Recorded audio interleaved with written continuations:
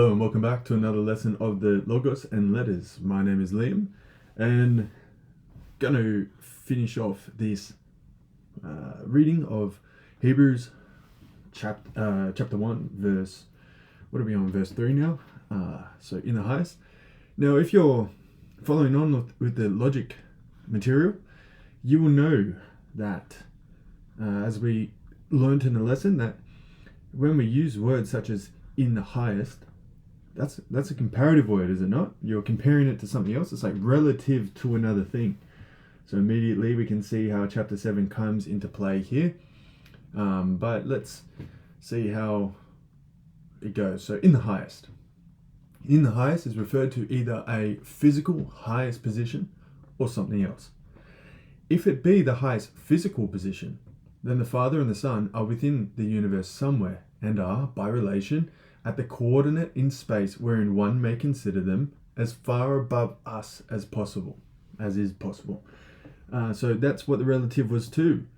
So we speak about that. I can't even really exactly find where that was, where the exact sentence was, but you will remember how it's just always speaking. Well, even this, when we were speaking about how you need to know the both pairs of a relative for it to be episteme and not just hypolepsis. So all these hypolepsis, right? So an assumption, an opinion. What we are speaking about here is us and God, because it says he's seated in the highest. Okay, like if we go back to the actual verse, all things utterance power, in the highest he sat at the right hand of majesty. In the highest. In the highest of what? What are you talking about? What's it higher than? Okay, so I'm addressing these points from the get-go.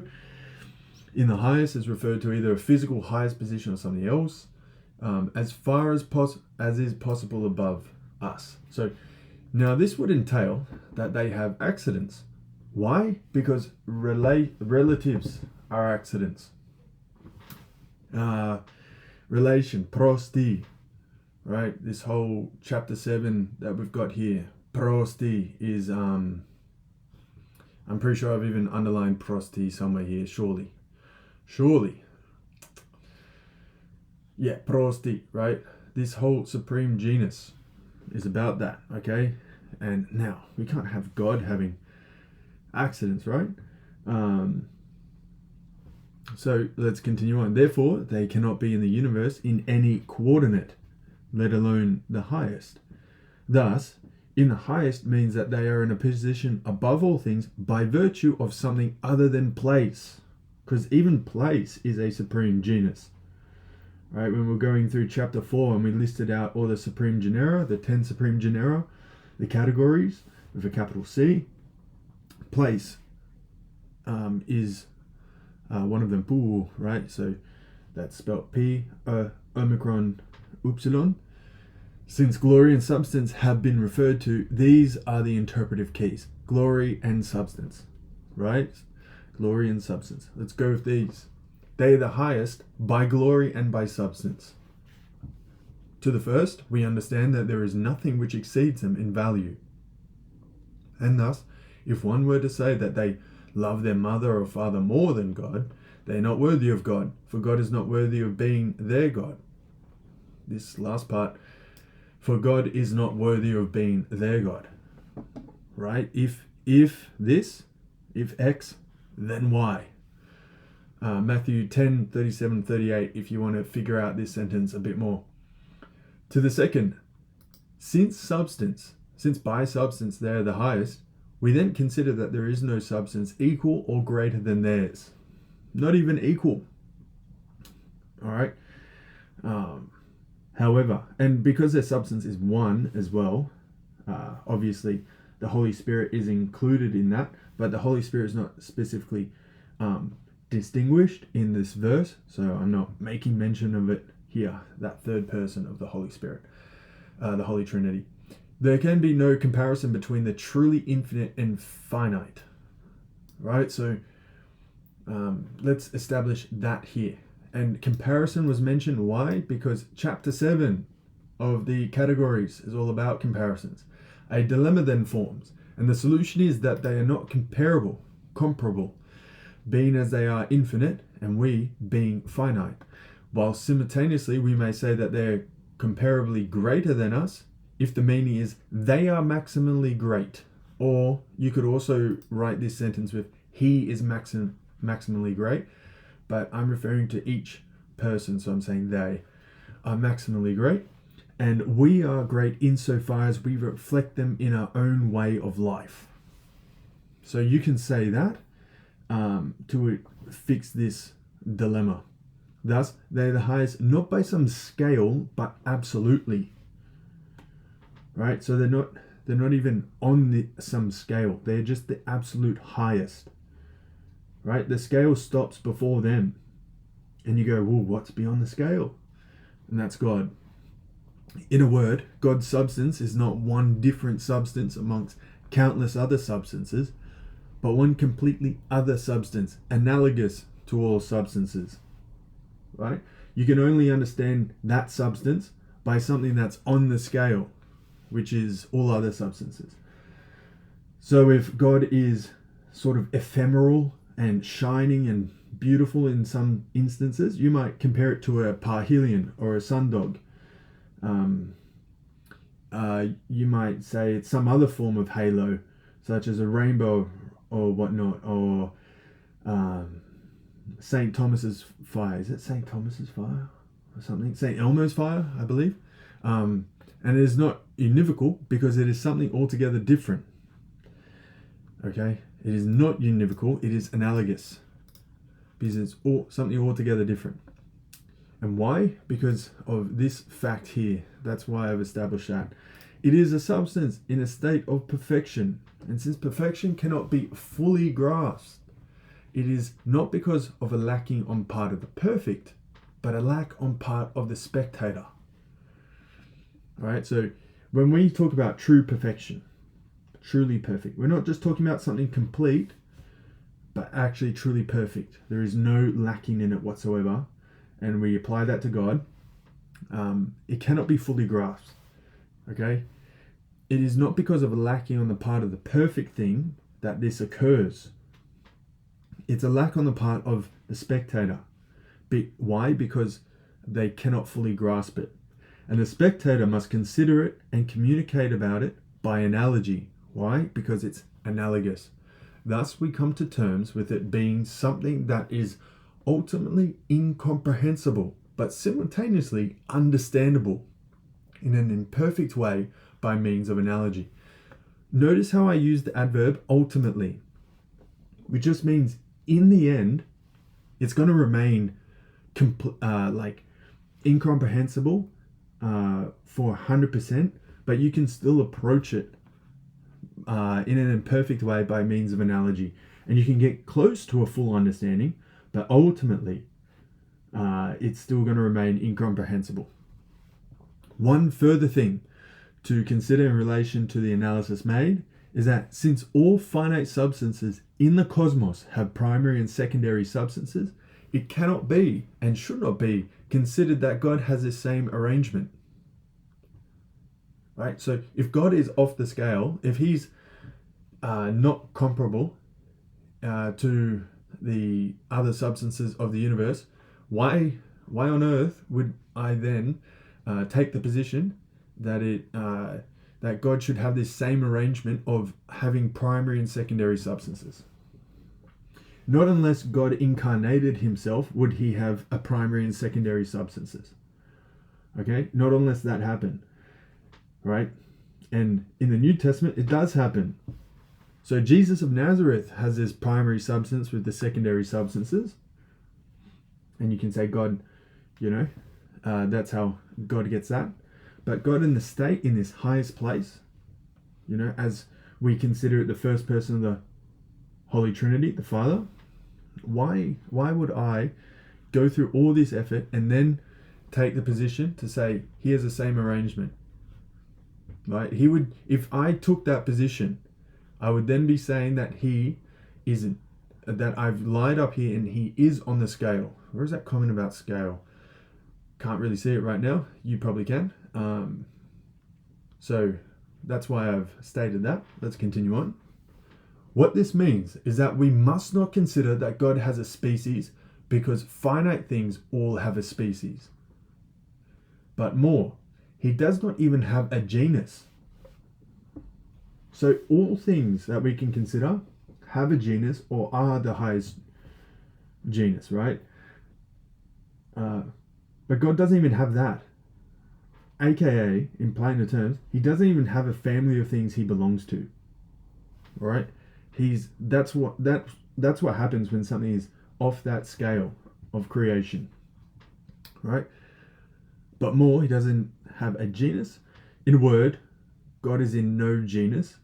He is not even in the genus of being, for if he were, he would not be analogous to us. Rather, he would be the most supreme being in a long ladder of beings, and thus not God at all. Right? And genusless substance cannot even be properly considered by the mind.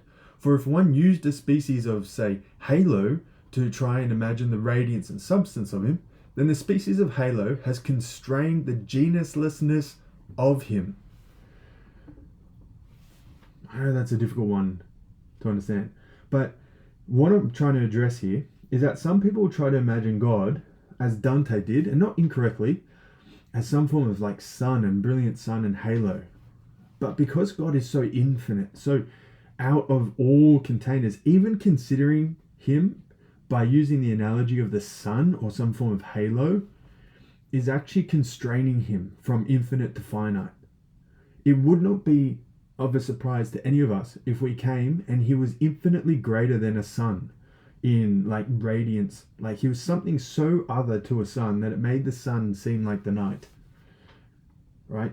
That's what genuslessness entails. Just unconstrained, pure infinitude. That's why I've said it's ultimately incomprehensible. But even right now, my brain is approaching it by analogy. Right? I'm going through like parhelion and halo and all these other things because that's the most expansive, luminous thing that I can think of. But even then, it's infinitely less than what he would be when we have the beatific vision, God willing. So let me continue. Thus, we see that nothing a human can imagine can properly represent his appearance and nature. Actually, I do apologize. I actually had an artwork of exactly what I was talking about, and I didn't even use it. That's my bad. Let me go here. Right, Dante imagines it as this. Excellent. Well done. Bravo, sir. Stunning. Right? About as high as a human can reach. But even this would be infinitely less than what the actual image of him would be, the actual sight of him would be. Okay, so even this constrains him. Even this, his genuslessness dwarfs this. All right, it's like a candle to a quasar, but then scale it up infinitely. Let me continue on. All right. So one further thing to ultimately, yeah. So thus we see nothing a human can imagine can properly represent his appearance and nature. There would be an infiniteness to be considered by the one who could gaze upon his true nature, a kind of perfect hypnosis, and the heights would never stop ascending before the eyes of the beholder. For if they could, God would be limited in his height. I actually got kind of scared when I wrote that because I'm like, God's actually kind of terrifying. Because if this logic holds true, you would look at him and it would be like I said, a hypnosis. His dimensions would never be still. It would just be a continuous like sinking and rising of the sight of what he is. Like there would be never ever any sort of constraining or border or fixture to it, and it could draw you in for even more than all of time, eternally, right? And you would never find a bottom or a height to it. It's absolutely terrifying stuff in a way, which is like the closest I've ever come to like true fear of the Lord. So yeah, I'm going to continue on. He sat. Here, the accident of position is applied to the sun. Now, this is meant literally, or in another way. If the Son is seated, he has an accident and is thus not God. Right? Because even your posture and your position are accidents. They're supreme genera. So he can't have those, especially in his highest place, in this outside of the universe that we exist in. So he can't have those. It can't mean literally. So it's meant in another way. Heights and utterance were referenced before. So these are the interpretive keys to the first. Heights were said in reference to his substance and glory. Right? So I mentioned this, and I mentioned his substance and his glory. He's at the height of glory. He's at the height of what it means to be substance. But off the scale. Our scale points up towards it, but he is above it. The scale can't even reach it. Thus, there is the clear deduction to be made that he sat is a reference to a glorious office on account of his substance. Office means like duty or job or work. This can only mean that the Son has taken up a position, office of governance. This explains, sustains all things by his utterance's power. Right, the divine fiat. Bereshith bara in the first line of Genesis. Bereshith bara Elohim hashemayim v'ha'eretz. Right, like his bara is his utterance and his power, his creative act. For the one governing has a word which causes governance to be enacted. Thus the Son is governing by his utterance, to the effect that the universe is being sustained.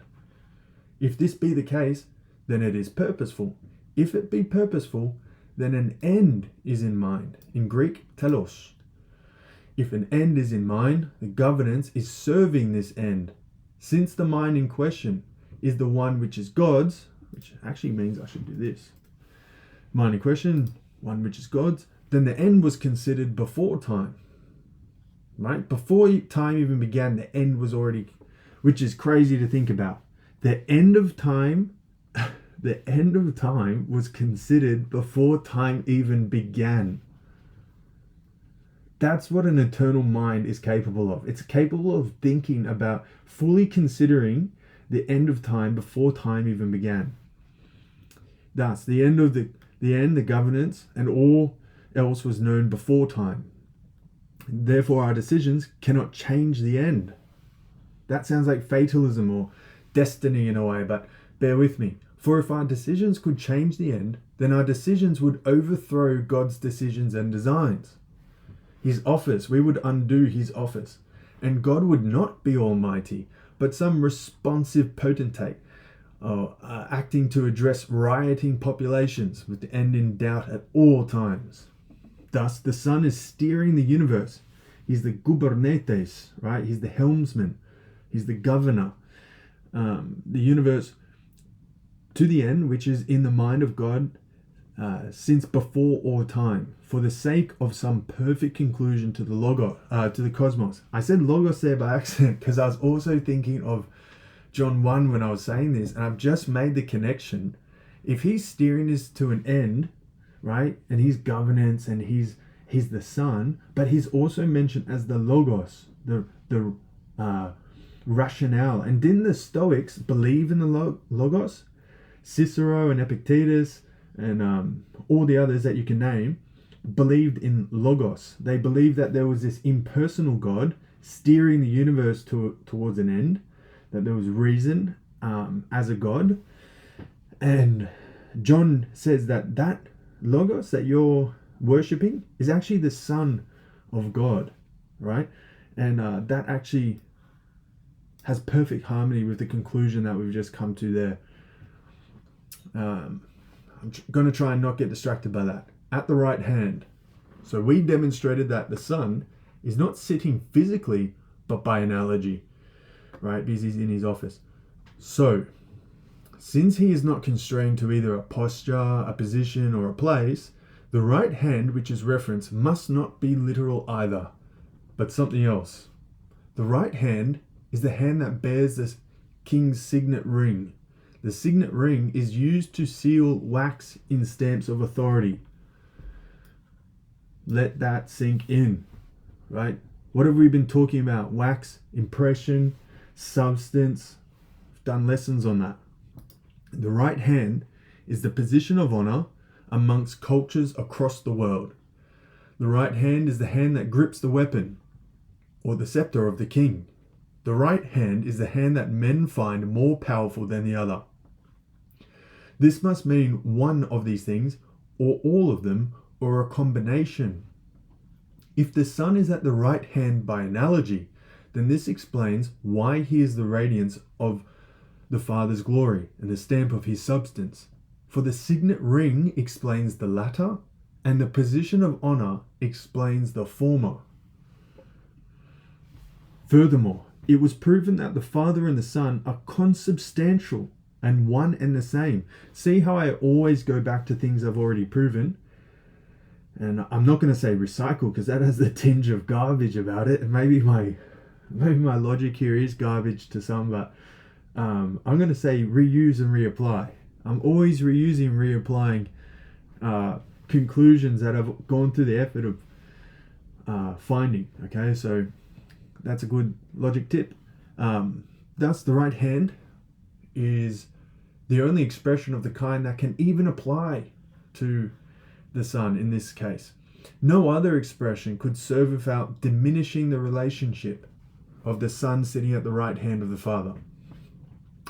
And since the Son is governing the universe, the gubernetes, the helmsman, the logos, the reason, and not physically sitting at a physical right hand, the Son can be considered as the most honorable and visible expression of God's governance. This relates to the wax and the seal and the signet ring. And since we have explained his foreseen role as pontifex with the end in sight, the bridge builder, we can deduce that by being pontifex, he does not cause confusion in seeming like two different gods acting in two different places. Because since the substances are the same, it is the one God but distinguishable by two different means. Lord have mercy on me. How many times I wish people would realize this. Because one thing that pushes my buttons, if I might put it so politely and so decorously, is when people say, if Jesus died on the cross, does that mean God died? No. Can you link them this and send them this? I mean, my logic might have the tinge of garbage about it to some people. After all, I feel like a bit of a donkey myself, but I'm sure if they read this, it would satisfy them intellectually. Not spiritually, of course. They would gnash their teeth and thrash against it. They would not go quietly into that bright day.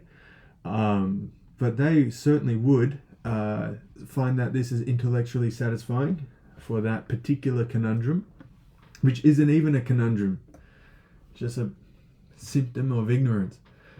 The first of the means is that the pontifex is perceptible to the human senses, right? The incarnation. And the second of the means is that God's Spirit is imperceptible because it is bodiless, but also not limited by space for the same reason. And therefore, he can be everywhere. If God is everywhere, I don't know why I'm saying it like that, by virtue of being a bodiless spirit, which acts in all places, sustains all things by his utterance's power, and also he is in the body of the primary substance, Jesus of Nazareth, then the two are not even in distinct places.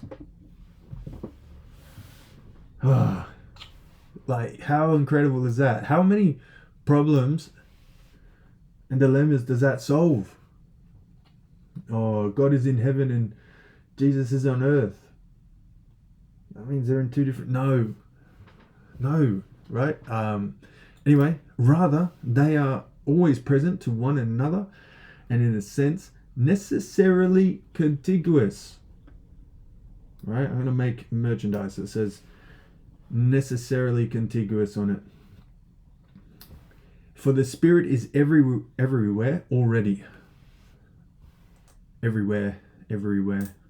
In a word, it does not require a separation of a whole to create a Son in Jesus of Nazareth and the rest in the Spirit, For the two are like the stamp and the light. One has the impression, which is visible to the eye, and the other is the radiance, which is both felt and seen. This is a reference to the first two verses. Used as a conclusion here. I'm actually going to pause the lesson here, and we'll just finish off these next two in part 3, because, you know, this is dense stuff. Dense but amazing. It truly is a pleasure to write some of these, and if you want to know these skills, you just go through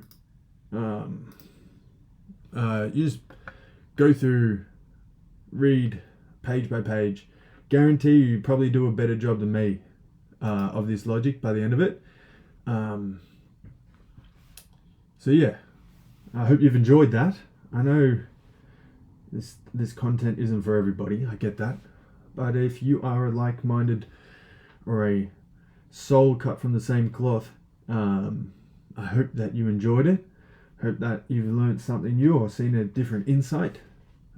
Even if it doesn't change your perspective about anything, if it has fed your mind and made you feel like you've used your time well, then that's a triumph enough for me.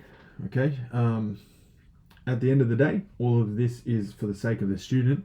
So long as tomorrow finds you farther than today, then everything has been a success and a victory.